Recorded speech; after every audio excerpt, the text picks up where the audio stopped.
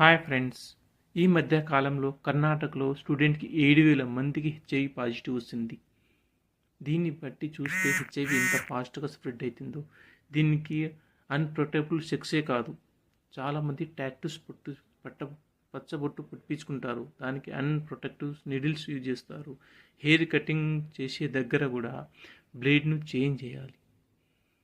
Blood మనము శరీరాన్ని ఎక్కించేటప్పుడు కూడా బ్లడ్ కూడా సురక్షితంగా ఉండాలి.